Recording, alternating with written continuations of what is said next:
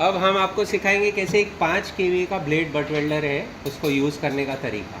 सबसे पहला स्टेप, उसको 230 वोल्ट सिंगल फेज सप्लाई देंगे जिससे एक रेड कलर का इंडिकेटर बल्ब लैंप है वो ग्लो करे।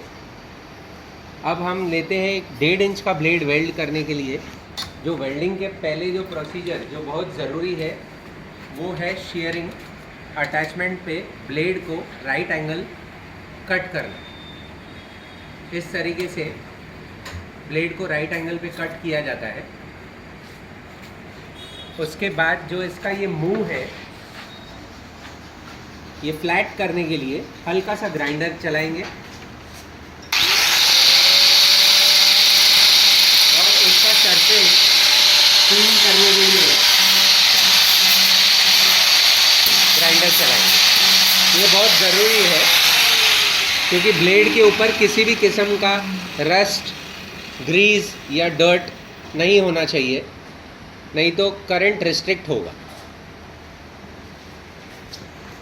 अब आइए आगे का प्रोसेस फॉलो करते हैं। इसमें 3 प्रकार की सेटिंग्स होती हैं।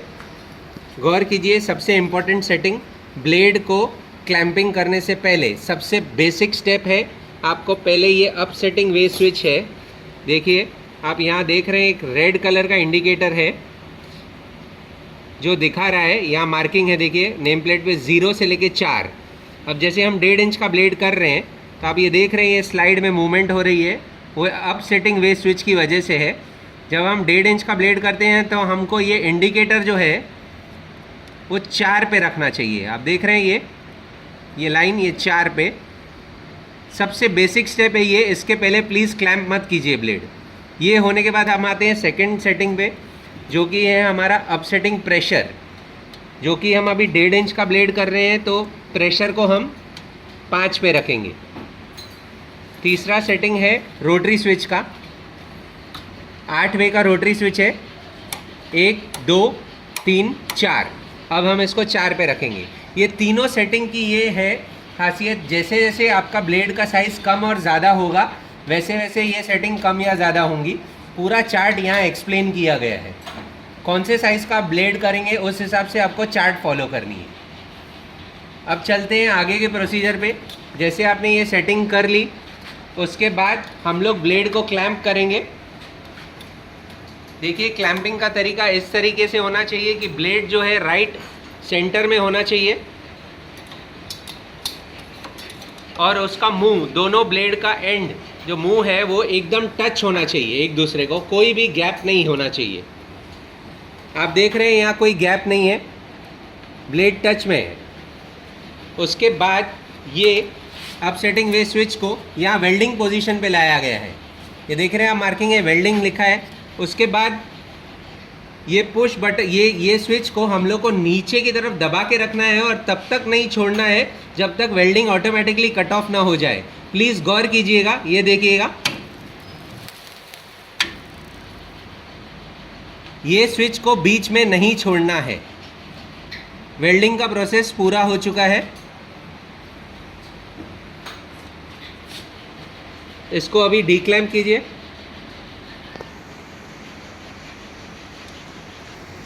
देखिए वेल्डिंग का प्रोसेस कंप्लीट होते ही हमने डीक्लैंप किया। इस तरीके से आप देख रहे हैं मजबूत वेल्ड आया है। अब हम प्रोसीड करते हैं इसको वेल्डिंग के बाद एनीलिंग का प्रोसेस जो बहुत ज़रूरी है। ये नॉब को आप एनीलिंग की तरफ ले जाएंगे, अपसेटिंग प्रेशर स्विच को आप एनीलिंग की तरफ ले जाएंगे। ये देख रहे हैं आप, एनीलिंग लिखा हुआ है। ये नॉब को यहाँ तक ले जाना है आपको। वापस ब्लेड को सेंटर में रख के क्लैंप करना है और फिर ये जो पुश बटन है जो यहाँ दिया गया है इसको दबाना है। हीट देने का प्रोसेस।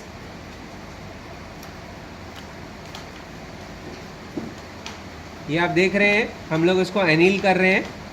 इसको ऐसे 2-3 बार हीट दिया जाएगा। आप देख रहे हैं हल्का सा लाल हो गया। Annealing process complete. देखिए अभी ये टोटल प्रोसेस कंप्लीट हुआ वेल्डिंग और एनीलिंग का। अभी हम स्ट्रेंथ चेक करेंगे जॉइंट का। आप देख पा रहे हैं ये दिखाता है मजबूती जॉइंट की। वेल्डिंग और एनीलिंग प्रोसेस कंप्लीट हो गया। अभी हम चलेंगे ग्राइंडिंग की तरफ। अब ग्राइंडिंग कर रहे हैं पर निकालने के लिए। इस तरीके से दोनों साइड से बार ग्राइंडिंग के बाद प्रोसेस कंप्लीट हुआ और फिर हम इसका स्ट्रेंथ चेक कर रहे हैं। इसी प्रकार से पूरा प्रोसेस कंप्लीट होता है।